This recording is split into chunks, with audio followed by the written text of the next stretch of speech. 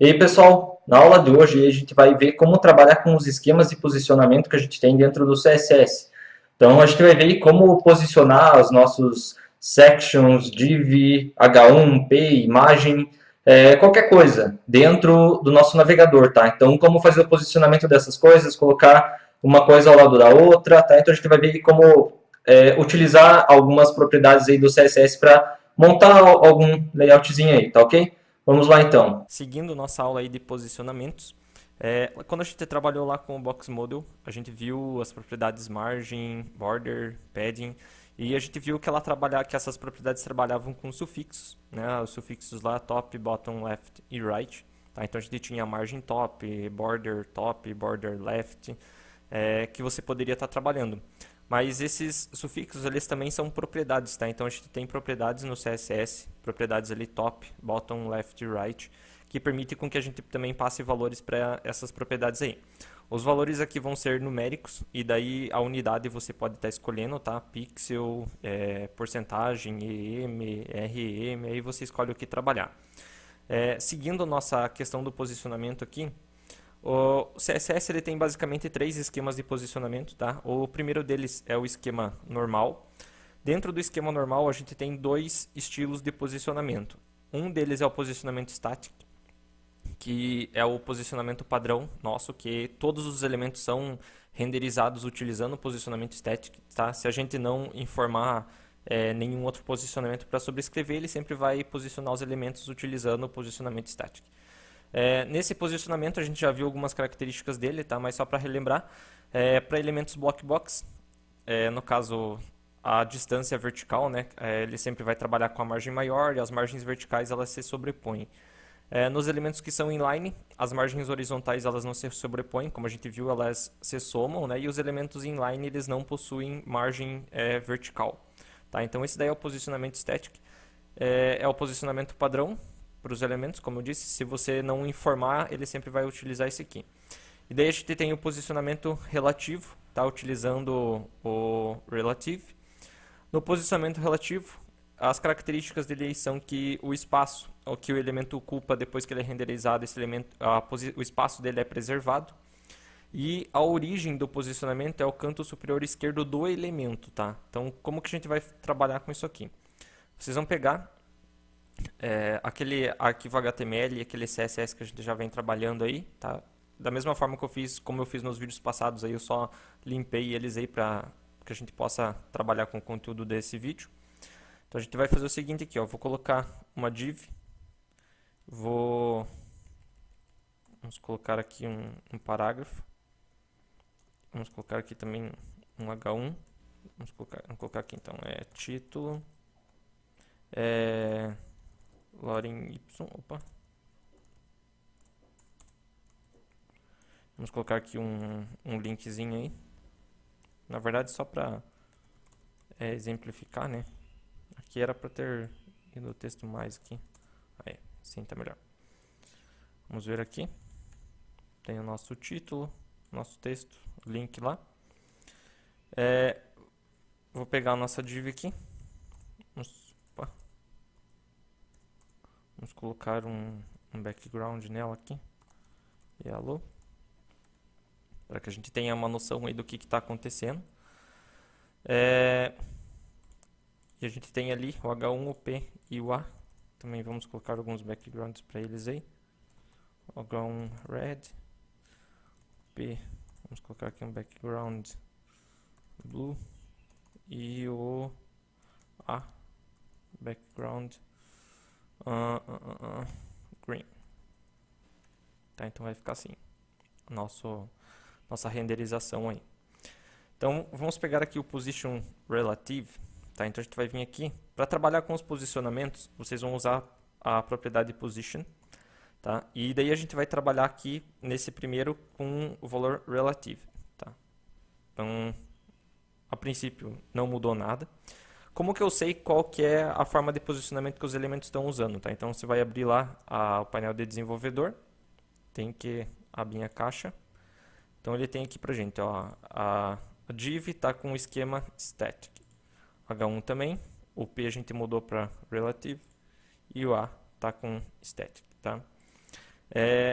Quando a gente usa o relative, eu coloquei aqui que o espaço é preservado, tá? Então, o que significa isso daí? Vamos pegar aqui o nosso P. Ó, top 100 pixels. Então, ó, o espaço que o P estava ocupando aqui, ele continua aqui, tá? Então, o espaço dele é preservado, embora a gente tenha movido esse elemento através do CSS para um outro local aí dentro da nossa tela, tá? Mas o espaço dele continua aqui, tá? Então, sempre que você trabalha com o posicionamento relativo, ele vai ter esse comportamento, tá? Então, o elemento, mesmo que ele seja trabalhado aí utilizando o top, left, right ou bottom, ele sempre vai, o espaço que ele ocupava sempre vai ficar lá, tá? E os outros elementos que vêm depois não ocupam esse espaço desse elemento. Então, a tag link ela não subiu, mesmo tendo espaço disponível, porque o elemento ele ainda está aqui, tá? Então, é só visualmente que ele mudou de lugar para a gente ir. E o posicionamento dele também, a origem desse posicionamento é em relação ao canto superior esquerdo do elemento, tá? Então, ele está dando aqui, como a gente passou, 100 pixels, mas é 100 pixels da posição de onde o elemento foi renderizado, tá? Então, vamos fazer o seguinte aqui, ó. Então, ele vai começar a contar 100 pixels a partir daqui, e não 100 pixels lá do topo da tela, tá? Então, a partir daqui ele conta 100 pixels e daí coloca o elemento a partir daquele ponto ali que ele foi renderizado, tá? Então, quando você trabalha com posicionamento relativo, a origem é o canto superior esquerdo do elemento e o espaço que ele ocupa é preservado na tela, tá? Então, esse é o nosso posicionamento relativo. Seguindo aí, a gente tem o esquema de posicionamento absoluto. E a gente também tem dois positions aqui, tá? O position absolute e o position fixed.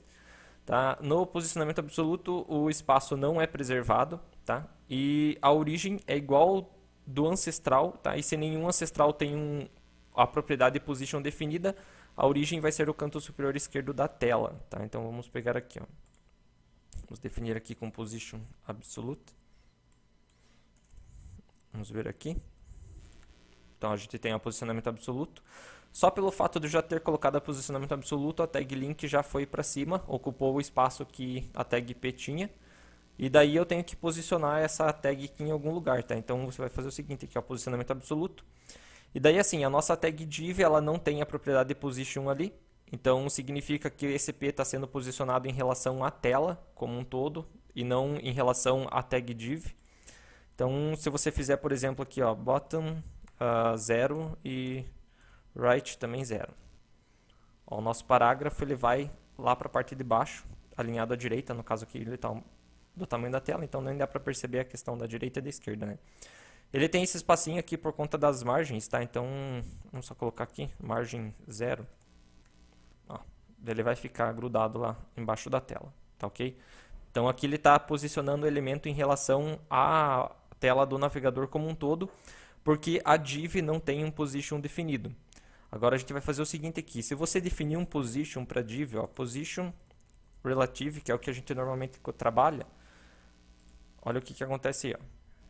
Então agora o elemento está definido também com bottom 0 e right 0, só que ele faz isso alinhando em relação à div, tá? Então ele tem um elemento de referência que é a div, que é o ancestral do nosso P, e esse ancestral tem um position definido, tá? Então, quando o ancestral tem um position definido e você usa o position absolute, ele vai fazer esse posicionamento absoluto em relação ao ancestral. Se o ancestral não tem um position definido, ele faz o posicionamento em relação à tela do navegador, tá? Então, esse é o nosso position absolute. E a gente tem daí o posicionamento fixo, que é um tipo especial de posicionamento absoluto, que a origem sempre vai ser o canto superior esquerdo da tela, tá? Então, a gente vai fazer o seguinte aqui, ó, vamos colocar position fixed para o nosso parágrafo aí. E a gente vai fazer o seguinte aqui, vamos pegar esse texto nosso aqui e vamos colar ele aqui várias vezes para a gente criar uma barrinha de rolagem lá. Vamos ver aqui. Só um detalhezinho, tá? Tem que colocar aqui que é o P que está dentro da div, né? Para ele não casar a regra CSS com tudo ali, ó. Então aqui é o seguinte, ó, vou só aumentar aqui o zoom. Então, ó, o nosso P que está lá embaixo da tela. Quando eu rolo a página, como ele está definido como fixed, ele fica lá fixo enquanto todo o conteúdo da página está rolando, tá? Então esse é o nosso position fixed. E aí você pode definir qualquer lugar da tela aí para que o elemento que você quiser aplicar isso fique fixo, tá? Então o position fixed ele é um position absolute, só que ele deixa o elemento fixo em alguma determinada posição que você informar da tela, tá? Esse é o position fixed. É bem interessante dependendo do que você precisa fazer aí, tá? Então dá para trabalhar com isso daí também. Vou só voltar o zoom aqui. E aí a gente tem a questão de trabalhar com o position absolute aqui, ele gera um probleminha pra gente, tá? Que é corrigido com a propriedade z-index. Deixa eu só mostrar primeiro o que é o problema. Vamos pegar aqui.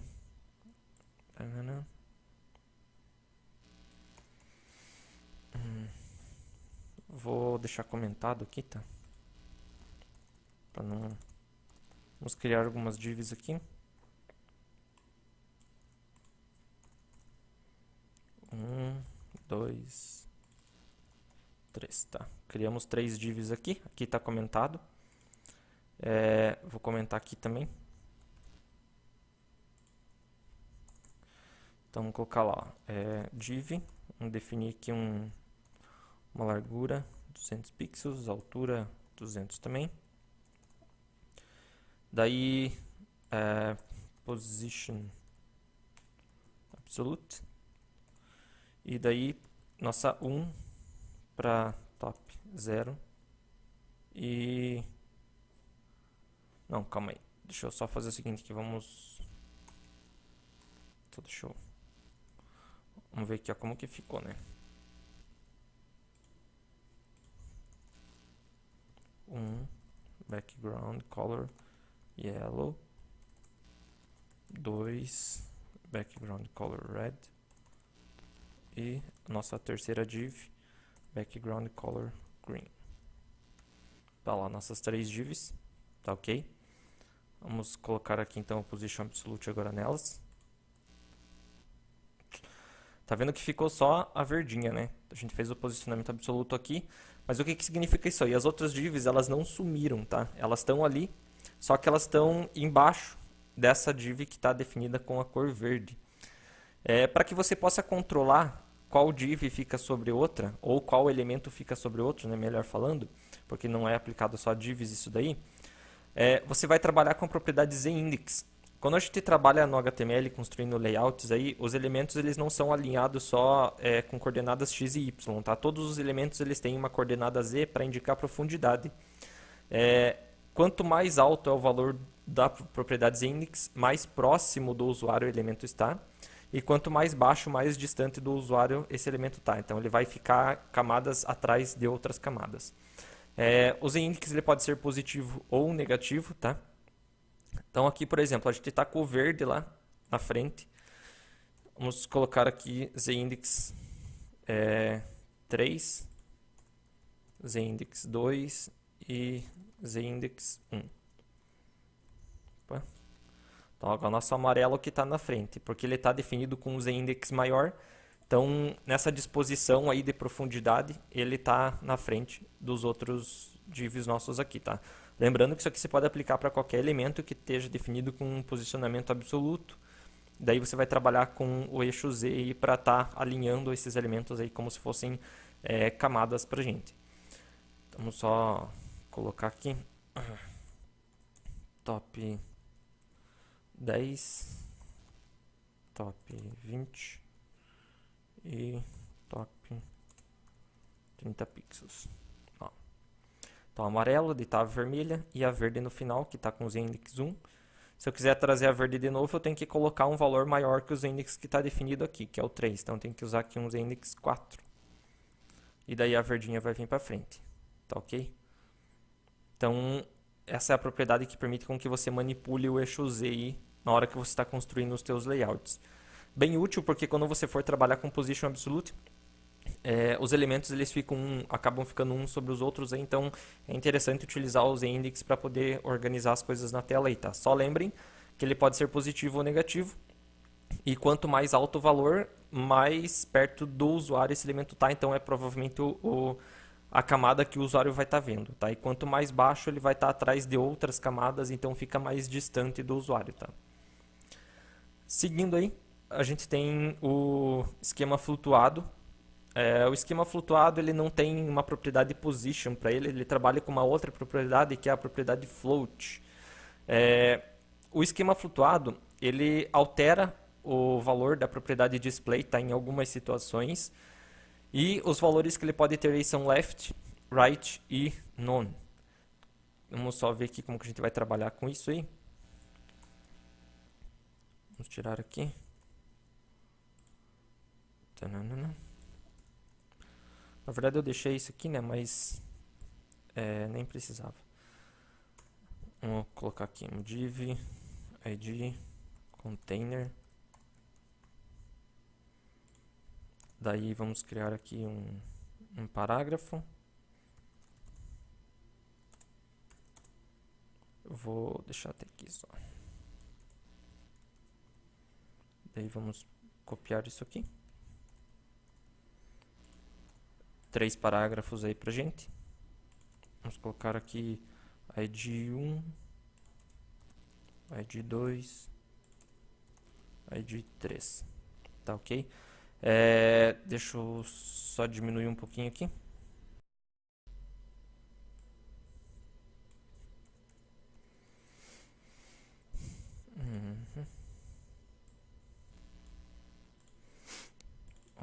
Eu vou deixar a nossa div lá com o background aqui. No caso vai ser o nosso container lá.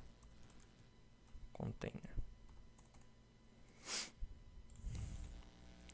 Nosso container. O 1 e... Vamos colocar aqui o 2. Não, só 1. Com background red, 2 background color green.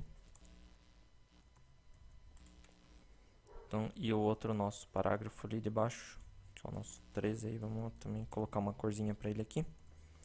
Background color blue. E daí aqui a gente vai deixar definido um tamanho aqui. 45 pixels, será que dá? Vamos ver. Muito pequeno.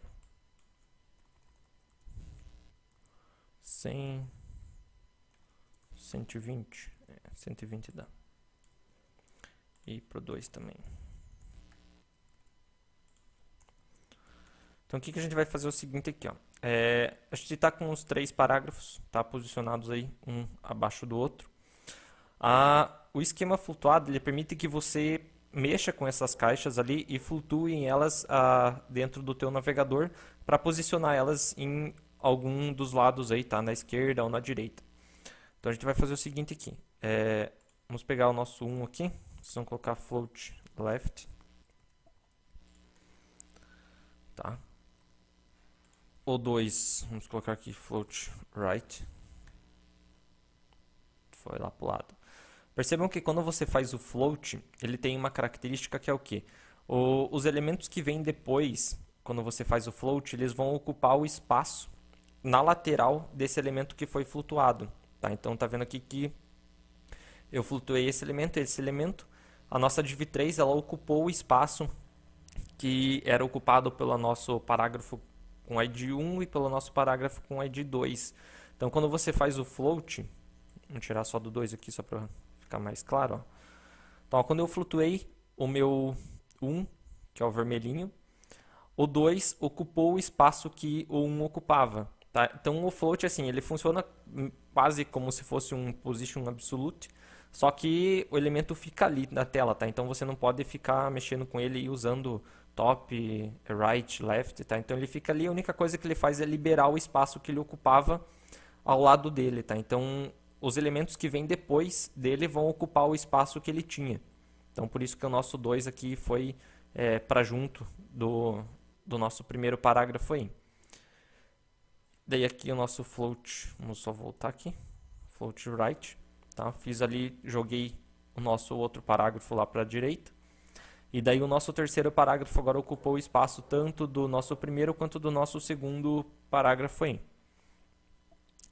Só que o que acontece? Quando você está construindo os layouts, se você for fazer isso aqui com tudo, acaba virando uma bagunça, né? Vai ter situações em que você não quer que determinados elementos ocupem o espaço de um elemento que foi flutuado. Para fazer isso daí, a gente trabalha com a propriedade clear, tá? A propriedade clear, ela diz se o elemento que vem depois do que foi flutuado, ele vai ficar ou não ao lado desse ou ocupando o espaço desse elemento. Vocês podem usar a propriedade clear tanto para elementos que têm a propriedade float definida ou para elementos que não têm a propriedade float definida. Então, a gente vai vir aqui no nosso 3, ó, clear, e aí você vai dizer qual dos lados você quer limpar.